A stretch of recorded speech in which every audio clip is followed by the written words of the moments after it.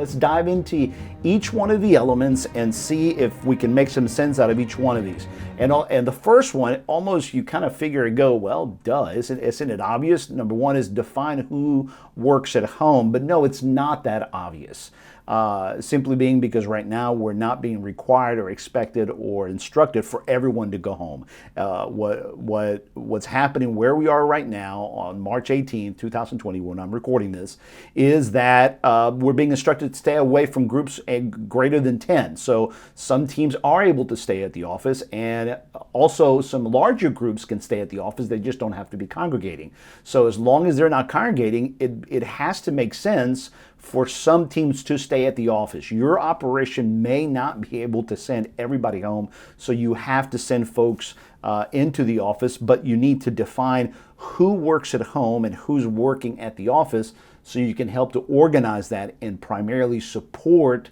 You have to support both teams effectively, but you have to support with an extra effort those that are remote, because if they disconnect and then the internal teams can't support them, it falls apart. So have a list, build a list of who gets to work from home and who's their supervisor. So you might find that the people working from home and the supervisors are also having to work from home. And so it's going to be incumbent upon that supervisor to now manage their team remotely while they are remote. Okay, so let me just pause here and say that the coronavirus situation is forcing all of us to have to do this. And I hate to say try to find a silver lining or try to find the best out of it, but I would say that the silver lining is that most of us and most organizations probably should learn how to do this anyway, not only to deal with natural disasters or interruptions, unforeseen interruptions, but in order for your business to grow, it probably needs to face the challenge of knowing how to manage teams without having them all in the same building. I often find a lot of executives and leadership teams who are trying to grow, and they're asking themselves the brick and mortar question. Well, that means we have to build another building over here, or we're going to have to expand to the parking lot. And no, in a lot of industries, that's the only way to grow. But however, most industries and most organizations and most companies, that's not the case. You can build remote offices across town, 3 blocks down, across the city, across the state, in another state. And so mastering these tools and how to break up your teams and how to create a management around it is important in order for you to scale, regardless of whether you were being hit with a coronavirus tragedy or not. Okay, so this impacts you in either way, because it either helps you face the current crisis, but it also should help for you to expand how to grow and how to increase the footprint of your office and your operation by having folks remotely. So some folks are wired for this, some are not, but right now we don't have an option. So either way, whether we're being pressed because of crisis or because it's a strategic maneuvering that you're doing to grow, these 9 principles and these 9 elements and tools that we're going to cover are essential for you. So it starts with knowing who works from home, having that list, and being able to say, all right, who are the managers, which you then need to pull out your organizational chart and make sure that you know that not only is Lori and Tom and Betty and Susan going home to work, but you also have to talk with their supervisors and say, okay, supervisors, here are your folks that you're going to have to touch and stay in touch with on a regular basis. Do not let them disappear, and don't disappear from them. We'll cover that in the next following steps. So definitely definition of who's staying home. Number 2, okay, define the technology. Figure out the supplies, the tools, and the setup that they need. You should see behind the scenes what I had to convert this room in order for me to be effective and build my little studio. It's put together. It's a mess, y'all. It's a real mess. But nonetheless, in the same scenario, your people are going to work. They probably don't have the room, so you need to support them and encourage them and say, okay, do you need a desk?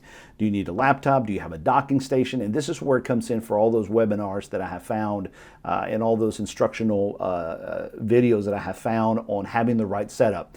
Make sure that you have the correct phone system, that your phone system supports the right bandwidth. And one operation that I worked with yesterday, that's the first thing they did. They went ahead and they had extra phones. They gave them to their people. Everybody took them home. They tested them. They did a dry run. Everybody connected. They were able to forward calls to each other. They practiced it. So that was a very concerted, very unified, organized approach on how to make sure that everyone has the right technology. Then look at the issues of supplies. Do they need stamps, envelopes? Do they need pencils, pens, anything that they would normally get up for that they have to do their work at the office? Get ready to do delivery and bring stuff around the office and have runners supply supplies. And then make sure they have the tools. Do they need a printer? Do they need a scanner? What do they need? Okay, or can they use their phone? Can we teach them how to scan documents using scanning software applications on their smartphone? There's a ton out there that are very effective. All right, and then that will get into how do we then collect this information in a shared drive. We'll cover that in one of the upcoming points. And then the actual setup, the furniture, the chairs, just the desks.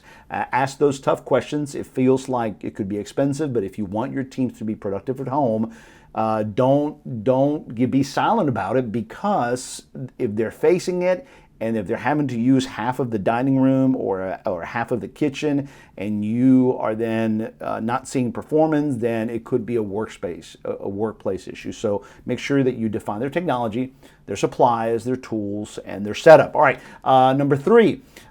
This is where you get into the actual focus on the productivity of it. Okay, and that is, in order for people to go to work, you have to have clear goals that they can be successful at and rejoice about and find a sense of accomplishment, because things are very disconnected. Again, if they're not used to working from home, the one thing that's going to help them keep focus and stay very honed in is having their daily goals and then having their weekly goals, whatever those are.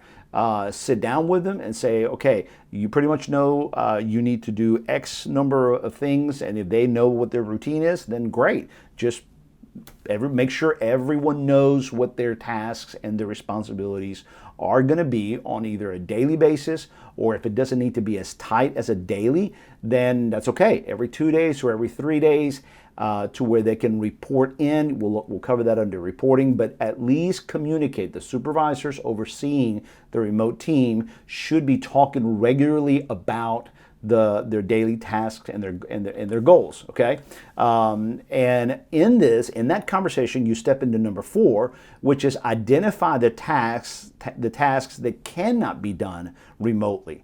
And then you'll need to then figure out if the other teams at the home office can accomplish those tasks, whatever they may be, whether it's printing, whether it's mailing, whether it's moving material or equipment around town, or just anything that can't be normally done, that you might have to invest in either somebody at the home office or make those people, have those people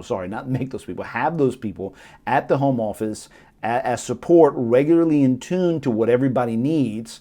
And everyone needs to know that, okay, Harry's at the home office and I can have him as a runner, then I need to have Harry's cell phone information, and Harry needs to be organized, and someone needs to be helping Harry get organized, supervise, manage, and some kind of ticketing or emailing system or emailing communication, so that we can put stuff on Harry and Harry can help all of us, because those tasks need to be done, and if Harry doesn't do them, then all that work's going to backwash on me, and then that's going to make me not effective. So that's why it's important to know who's going to be remote and who's going to be at the office, so that these tasks that can't be done remotely can be handed off to somebody else. All right, that finishes our segment number 2. We're going to take a pause, and we'll come right back to segment number 3.